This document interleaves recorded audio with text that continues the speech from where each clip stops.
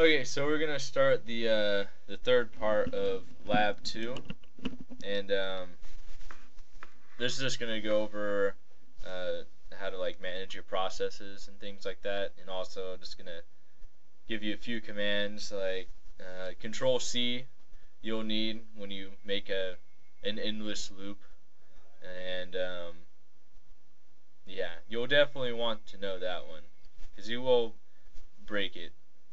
It happens to everybody, and you'll probably freak out the first time it happens, but all you gotta remember is that command. You can just kill it yourself.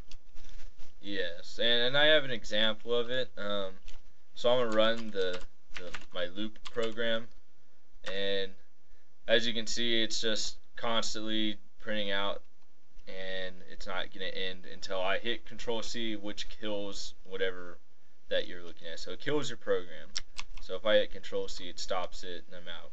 So you want to be able to know that. Um, that's a good one. There's also Control Z, which suspends the process and or suspends the foreground process, and Control D, which sends a into file signal to the foreground process. So yeah, there's just some signal things that you can send with Control whatever keys.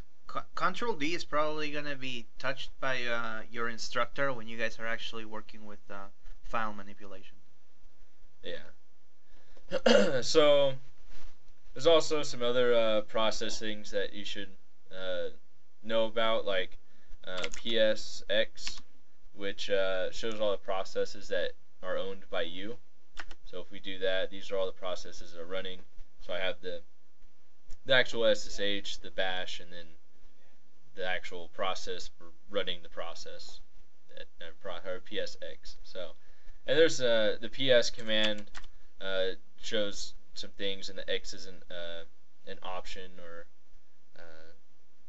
yeah, I think it's an option. So we have some others. So you have UX, which is the user's detailed information of the process.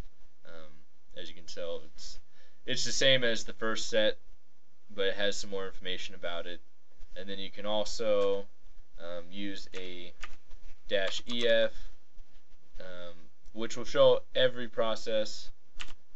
So we can go ahead and look at that, and we can see that there's a whole bunch of people on Sleipner right now doing a whole bunch of things and stuff like that. So you can learn some nifty things about the process, so you can see what your program's doing, or if something's like stuck in the background and it's still running, you want to be able to kill that so that there's no problems. So say like if I have I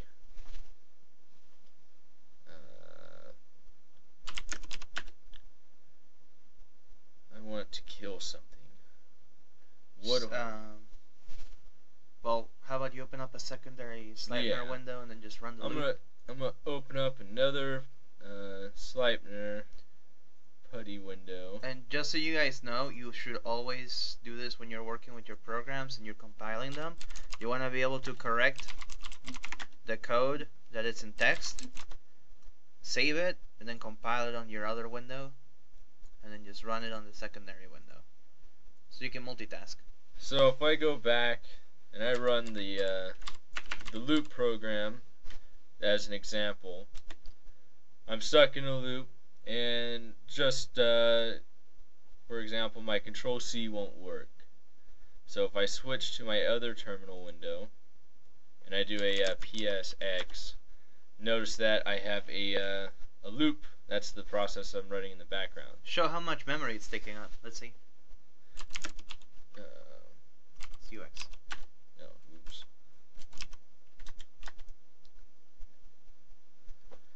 Yeah, we can see how much of the CPU is actually taking up.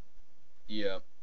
So I'm 2.1. So I'm taking up 2.1. Wait, do it again. I wonder if it changes. Nope. Nope. So I want to kill that process. So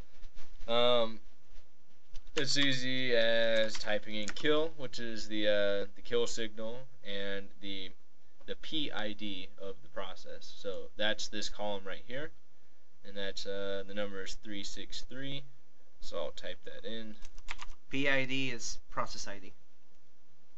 Hit enter, and then if we go back to the other window, it got terminated.